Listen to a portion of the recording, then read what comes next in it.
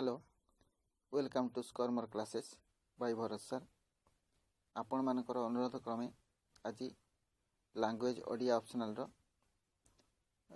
Selection question आगामी CHSC exam पे selection question प्रस्तुत कराई एथिरे हमर ओडिया सर सेनापति बाबू यथेष्ट सहायता करथिबारु तांको धन्यवाद। आशा करे प्रश्न गुड़िक आगामी सीएचएससी एग्जाम रे निहाती आसबार संभावना रही पिला माने एथिरु अधिक अधिक भल मार्क रखिबारे यह निहाती सहायता करिवो। Selection long questions of language Odia optional for CHSC exam 2019 5 number विशिष्ट दीर्घ उत्तरमूलक प्रश्न प्रत्येक प्रश्नर उत्तर 150 शब्द मध्य लिखिवाकू हेबो। सिलेक्टेड टॉपिक्स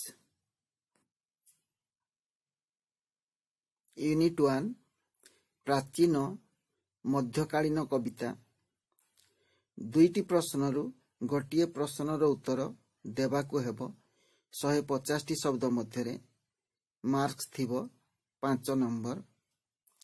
सिलेक्टेड टॉपिक्स गुड़िक है आई परशुराम भेट डबल आई सरह सुंदरी।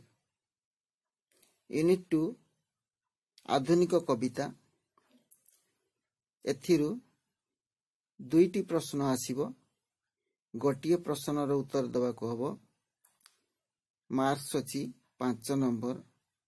सिलेक्टेड टॉपिक्स होची आई संजय और धृतराष्ट्र संवाद डबल आई चंपावती राजकन्यार स्वप्न।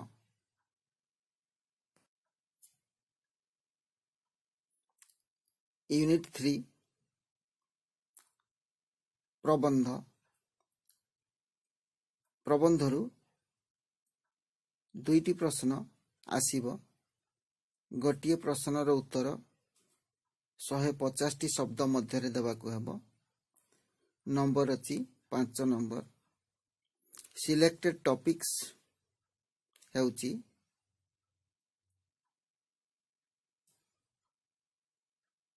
आई समानता स्वाधीनता भ्रातृत्व डबल आई छोट ही सुंदर।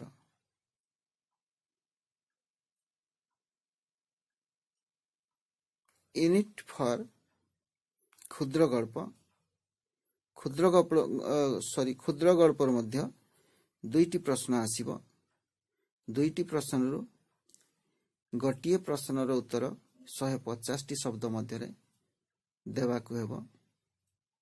एथिरे अछि 5 नंबर। सिलेक्टेड टॉपिक्स होची आई बाउंस राणी डबल आई मेडिकल कॉलेज रे मेहर जयंती। यूनिट 5 व्याकरण एथिरु दुईटी प्रश्न आसीबो प्रत्येक प्रश्नर मूल्य 5 नंबर दुईटी प्रश्न 10 नंबर अछि।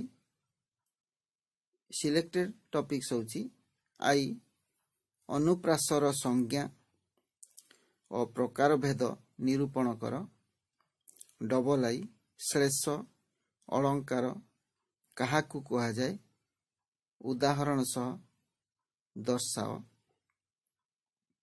ट्रिपल आई व्यतिरेक अलंकार संज्ञा और स्वरूप सदृष्टांत उल्लेख कर।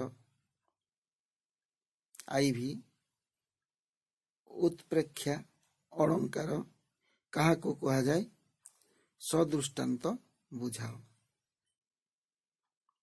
जदि वीडियोटी पसंद लागिला तेबे निश्चय लाइक करिवे एवं आशा करे प्रश्न गुड़िक परीक्षा निहाती आसीबो।